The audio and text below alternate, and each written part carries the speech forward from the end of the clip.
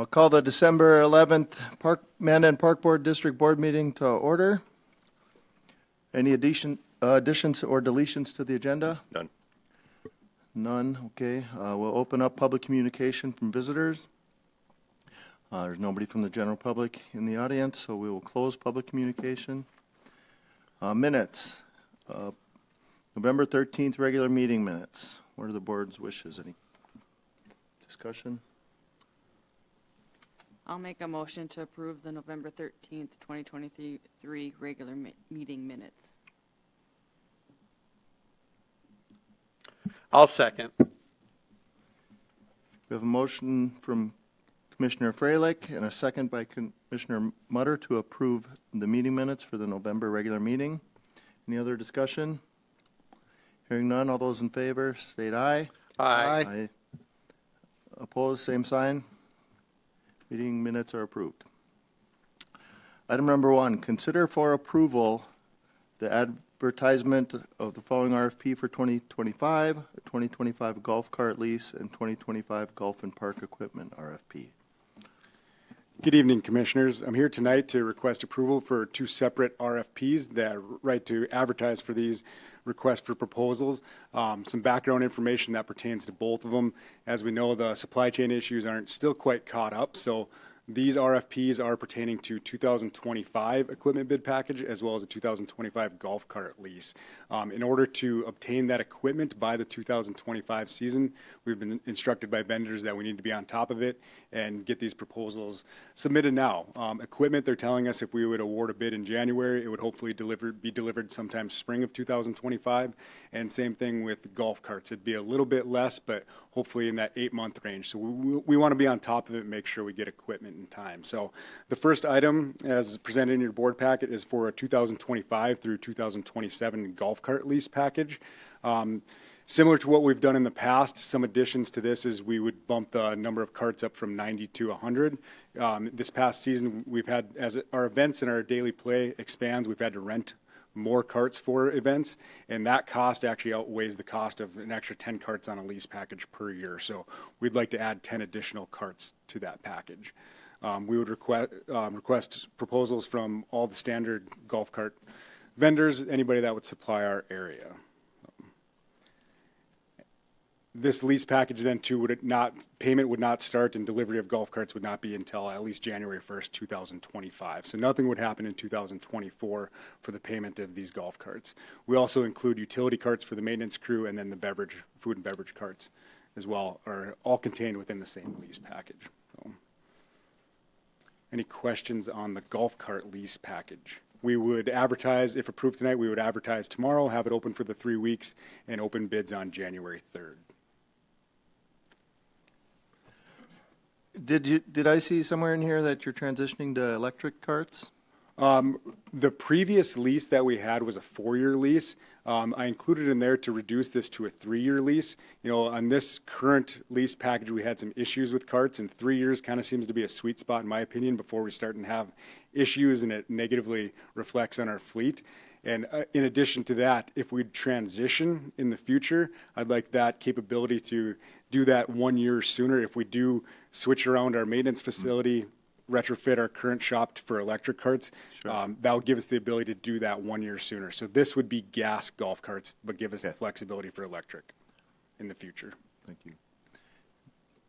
I like the idea of having the additional carts just because of, like you said in the packet, it takes that time away from having to transport carts from Muni to Prairie West or vice versa, and the risks that are associated with loading and unloading those carts and stuff can, you know, cause some damages to them as well. So I'm very pleased to see the additional carts added on there. Garrett or Cole, when are we planning on building that new building? In a perfect world, potentially in the fall of 25 or spring of 25. We met with an architectural firm last week just to do a preliminary walkthrough, kind of see some ideas and concepts of the good, the bad, the ugly, what we have to work with today and where we'd like to relocate. We will be coming next month for a transfer from proceeds left over from the golf course to restricted for the building. We're probably looking at between $1 million to $1.8 million for a building, just because costs have gone up so much. So the timeline on that, in a perfect world, if funds were there, we probably would be looking at the spring or the fall of 25 for construction, maybe be into something by 26. Obviously approval from the boards and all of that, and everything's got to line up. More than likely, probably going to be 50% cash, 50% loan. But we got to basically, from the Icon is who we met with last week. We're trying to take some of the things that we've already designed with the park operations building and see if we can take some of those components of the office space, the break room, the restrooms, and some of that, and tie it into what golf needs are, and see what that potentially a feasibility study would be on a new building. So next month they'll present to you with basically a proposal for us to hire Icon to do a feasibility study, so we have some actual costs, and then that way when we're into May, when we're in May or June of 24, we have the ability to build a number into our 25 budget, and then that'll help us a little bit know. So in a perfect world, 25, open in 26, and then we could potentially look at electric carts as an alternate B to maybe transfer over the existing building into a cart barn, but then we may do some of our demo ourselves over the winter months, and then hire an electrician or somebody to come in and run the lines that we would need to charge our carts in the future. So Garrett's thinking ahead as far as when we might be able to do that for the carts, but everything's got to line up from construction and interest rates and things of that nature too. I got one more question since we're talking about gas carts versus electric carts. Do you know how much money you're saving, or it's going to cost more for gas versus electric carts, or are you going to wait till the next lease? We'll wait till the next lease. Since we're not set up for electric carts right now, I haven't done that deep dive on that. Give us some time to do that, yeah. Thank you. Okay. Do we want a separate motion for two? What's the commission want to do? Do we want to hear about the golf and park equipment RFP, or do we want to take action on the lease? Let's hear about the equipment too. Sure. Within the equipment package RFP, there's 4 pieces of golf equipment specific to the golf courses, and then 1 piece for the park operations, in addition to 2 alternate pieces depending on how the pricing come back for park operations within that. Same structure there. We would, if approved, we would advertise for bids tomorrow, keep it open for the 3 weeks, and award bids on January 3rd for that as well. Same supply issues there, even more so in equipment, so we're just trying to be ahead of the curve. In the past, we've financed that equipment package through a loan. Since we're not paying for anything and would not be taking delivery until 2025, we have more time to discuss that internally, how we would handle payment of that. But we need to be ahead of it and order it now to get it for our standard 5-year package. We have typically, past 30 years or so, I believe, ordered equipment packages every 5 years to try to stay in front of preventative maintenance and just have proper equipment. And President or Vice President Melhoff and Commissioner Mutter, just to clarify on that, so we have not designated a dollar amount. We increased it from $300,000 to $400,000 because of the fact that the cost of materials has just increased almost 30-40%. So we did that as a recommendation just to be able to get the buying power that we had before at $300,000. So when we do our 24 budget, we'll have to remember that we dedicated this project for these funds. How we plan on paying for it, Terry and I had discussions last week, and then with our leadership meeting here this morning. It could be a combination of cash and or a loan too. We've always done a 5-year revolving loan because it's more of a cash flow issue. Just allows you the opportunity to have more buying power for other things throughout the district, but our finances have changed in a way that we may not have to do that. So we'll evaluate that in the spring of 24 part of the budget process.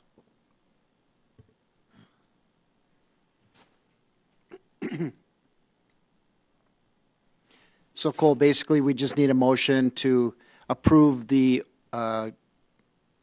request for bids for the golf carts for the 2025 through 27 seasons. Yeah, basically what we're asking here tonight is just approval to do an RFP for the golf cart lease and the golf and cart equipment. Okay. We will bring that back before the board in January. We'll see the financial numbers then and know exactly where we're at. So it's just a formality today to get approval to RFP. We'll come back in January to approve the actual numbers, and then we can maybe get a little more technical on how we're going to pay for it. Okay. Well, I would make the motion to approve the request for bids on the golf carts and the equipment.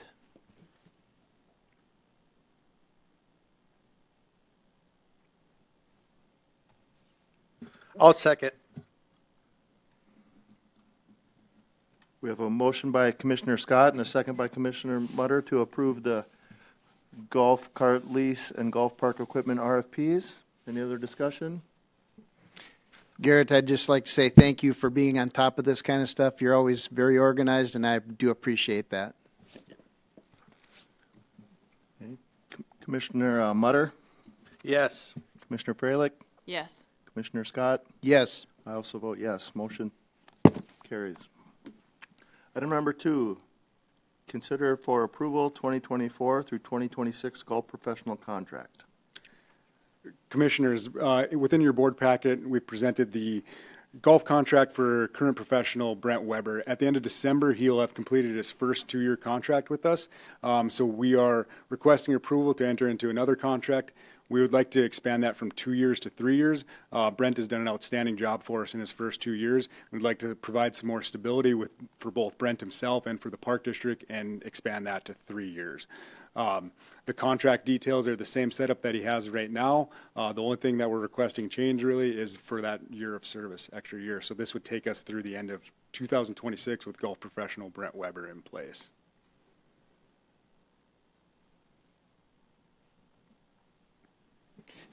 I will say Brent's been awesome to work with. I have my every Saturday and Sunday morning meetings with him. No, just kidding. But the young man is just a true professional and treats people with respect, and feel he deserves an extended contract.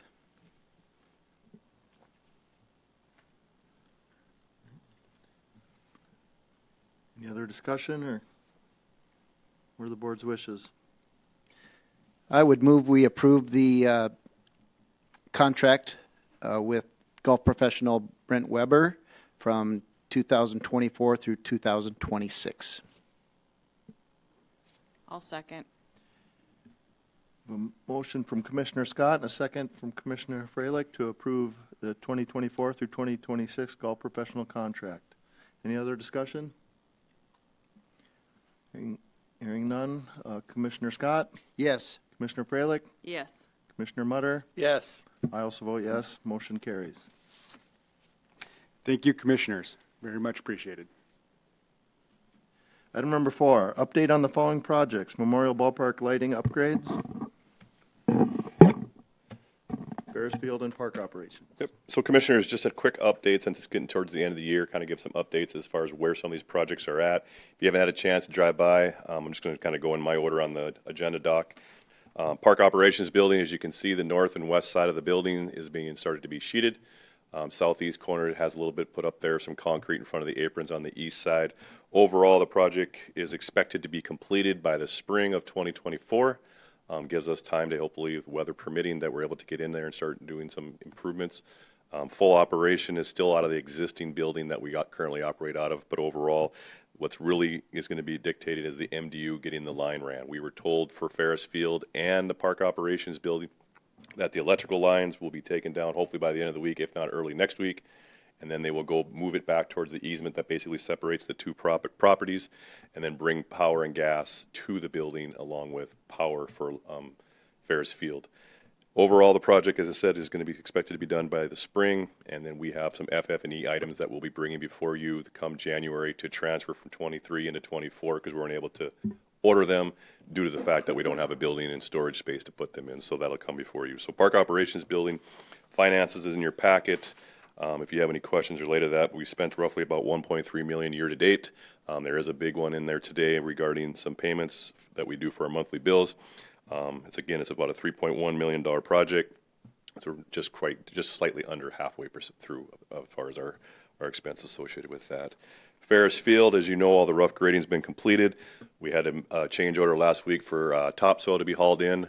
All of that has been completed. What's slowing that project down is the electrical poles in the fields that we need to get removed, and then the electrical lines bored and trenched back into the easement, as I mentioned previously. And then once that's done, that'll allow the contractor to come back in, weather permitting and all the melting that we have here, to help start hauling egger line. And then the egger line will be added into the infields, and then from there will be chain link and some of the miscellaneous, and then seeding and irrigation will take place shortly thereafter. Memorial Ballpark lighting, all of the infrastructure is done as far as what's above ground. Underground conduit is done. Again, waiting for MDU to come in and set the transformer.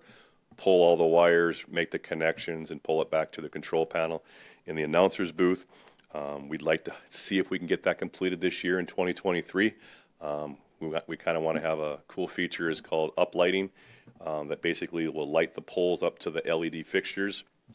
We have the color green for the Mandan colors and related to Legion baseball. So if we can get it set up before the 4th of July, that's the other timelines I'm thinking. But if we can get it set up before Christmas, we may fire them up a little bit and just let the public kind of see what it potentially look like at night. So it'll be a cool feature to have. Irrigation transmission line, phase 2, which is what we refer to it as. The permitting, been dealing a lot with that the last couple of weeks with the Corps of Engineer and our engineering firm. We have not got approval yet. They have requested additional information regarding to the geotech of the soils, the type of conditions that they are recommending for the PSI. So a lot of technical things that I necessarily don't truly understand as far as when going through the dike and what they're requesting. So I have to trust that the engineers are doing their due diligence and sending the information off to the Corps. We are in month 26 of the application period. We were told less than 24, but we're in month 26. The good thing is all the information and the expense that the Corps of Engineers is doing is not a direct expense to us. We have already reached our balance with the engineering firm, and I've said we're not paying anything more. We're going to let this thing ride out until we hear something from the Corps. We're into it about $28,000 for all the design and engineering designs associated with that and the permitting, with nothing to show for it at this time. So we're hoping that we get some kind of notification with the permit. If we do get the permit, we have anywhere from 24 to 36 month kind of opportunity to decide if we are going to move forward with irrigation phase 2. Irrigation phase 2, as we know, started out as an improvement district that we were going to do, and it would be $750,000. At that time, now we are 24 to 26 months later, it's pretty much doubled in costs and materials. So then the return on your investment for using city water versus all the infrastructure costs to put that in, at this time, I don't think it would be a very wise investment for us. But we would have a permit at least for 24 to 36 months where if costs come down and maybe the return on investment is a little more beneficial. But since then, we now have 8 softball fields. We are now only going to have 2 grass fields at the youth complex that'll need irrigation because the other 2 are going to have synthetic turf. But we've added 2 fields for Ferris Field, and we have the community gardens potentially where we could all add on. So a lot of things are happening in that area, plus any future needs that we'd need for Mandan Municipal. If we ever needed to expand that or move our pump station or whatever we need to do down there to help out in the future, there are some positives to having this permit if we need to address that. If for some reason we don't meet the 24 or 36 months, whatever that timeline of that permit application period allows, we can get an extension for 12 more months to buy us some time if we do choose to need it. But again, it all comes back to what we can afford for construction and infrastructure and what our return on investment is. Unfortunately for Dustin and I trying to track the water rates, we had a wet year last year. So we were budgeting $90,000 for irrigation for all of our youth complexes and softball complexes, and we probably used a third or less. So we had a wet year. Prior year to that, we weren't a full year operational because it wasn't up and running right away. So we only got 2 years of data. Hopefully next year we can kind of monitor it and see how that rolls out too. But again, it comes back to the return on investment for the Park District. The last item I have is just discussion. So you are aware, Starion Sports Complex, we had a feasibility study 2 years ago with JLG, who did the design and the construction of Starion Sports Complex. Discussions are coming up again from the hockey club to potentially expand locker room space. At this time, we have not met with them. We've requested a couple meetings just to see where they're at. I think it was more of a informational need because the boards have changed over from the hockey club. So trying to get a little more information from them. We shared all of the feasibility, the design, and the costs. We're just waiting to hear back from them if they were how serious they may or may not be, and if we can sit down and have those conversations, we will.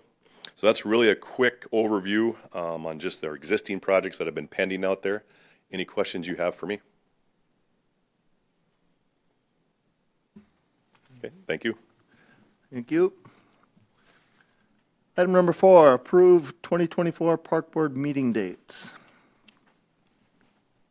Vice President Melhoff and Commissioners, we're just required each year to present our board meeting dates and know that the board approved them. They're the second Monday of every month, and I included our holidays in there that we are per our handbook. Just a formality that we have to do each year. Okay, what are the board's wishes? I'll make a motion to approve the 2024 Park Board meeting dates. Second? Motion by Commissioner Freilich, second by Commissioner Scott. Any further discussion? Seeing none. All those in favor state aye. Aye. All those opposed, same sign.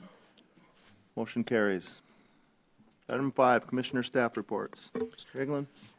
Commissioners, just a couple updates. So a letter from the city assessor went out today. I did forward the email to some of the user groups, but I had shared it with Attorney Ruff. The city of Mandan and the assessor basically wants to have all of our lease agreements with any organization that leases property from the park. It could be an agreement, or it could be a lease that basically uses our property, Park District property, to run their organizations, whether it's soccer, hockey, baseball. There's a century code that requires, if you are not a nonprofit, that you could be subject to taxation of the property values to be determined what that number is. So we shared out everything with the city last fall. This year now they are sending out the letters. Those letters did go out. So if you do get a question from any user group or organization, it's a century code requirement that is put into place for utilizing our facilities. When we did the Mandan Tennis Center, that facility had to get nonprofit status so that they weren't able to circumvent the system and not have to pay property taxes as a business for profit. So if any organizations have their 501c or tax exempt status related to being an educational or some other organization, they are not liable to any type of taxation. But if there are organizations that potentially are for profit, which there may be a couple who have not done the 501c application or any bylaws or incorporation, then those individuals will either have to, one, start that process to avoid having to have any taxation. I do not know what the dollar amount potential could be, but as an example, Dakota Centennial Park is 60 acres. I'm sure if there was a property valuation on that, would be quite substantial. Things that have been taken into consideration that Kim had shared with me from assessing was that we realize it's seasonal. So if it's a 12-month facility or a 6-month facility, the valuation of that property would be prorated accordingly based on the amount of usage that it's there. So any group that utilizes our facility, we have to share our lease agreements with them so that they're in the loop with what's taking place. And then I'll let Attorney Ruff, if you want to add any more comments from what you read. No, I have nothing further. We'll be working on it with Cole and with the city and the user groups. And the second item would be the boat ramp. We did meet with DOT last week. We finally got the covenants changed for the Park District property that allows for a boat ramp, so now it's been sent off to the Federal Highway Administration. They have given their verbal approval. Now we get their signature on it so that it can be transferred to us, added to our covenants. I will bring that before you hopefully in January if I have that completed. And the last item is that we've been working on again with Attorney Ruff and Public Works is Dustin and I met with Public Works talking about trails and boulevards and who has snow removal and ownership of these trails. There are a lot of trails in this community. I'm not exactly remember off the top of my head, but it's in that 25 to 30 mile range of asphalt trails. Some of the trails are part of the Park District's trail system or on park property. The trails that are not on park property are actually in a city right-of-way. So who has ownership and maintenance responsibilities to those? Research in a lot of the cities across the state, it varies all over. If they're on park property, they're owned by the park. If they're on the city property, they're owned by the city. Maintenance, it kind of goes back and forth. Sometimes there's internal maintenance agreements. We are not trying to get out of any maintenance that we've associated with today that we've already been maintaining, but it's the new trails coming up like Memorial Highway, and there's a few of them up north associated with the new high school that they would be owned by the city and maintained on a snow removal component. So we're trying to limit what our growth is to, at the same time trying to protect our maintenance responsibilities that we have today with the amount of staff that we're able to maintain it.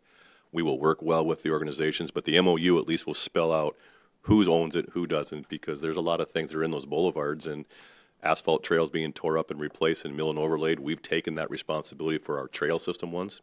Some of them have been put in by the city with the street improvement project, which again saves us up front for putting in a trail. But these trails are like roads. They take time and maintenance to maintain them, and we just want to get some things clarified with that. Other than that, I think that's all I have. Prairie West Clubhouse is on the schedule next week to have the furnace units, air conditioning units, and water heaters, which are all original to that building in the early to mid-1990s, replaced. So it'll be done by the end of the year and tentatively on the schedule next week. So that'll be a welcomed upgrade. So. Well, the warm weather's been great for getting projects done outside. We were able to do some more stuff out at the rodeo grounds, backfilling some milled asphalt for where the food trucks are going to sit. doing some tree trimming, some fence repairs. The only bad thing is, downfall about the warm weather is tough to make outdoor ice skating rinks when it's this warm.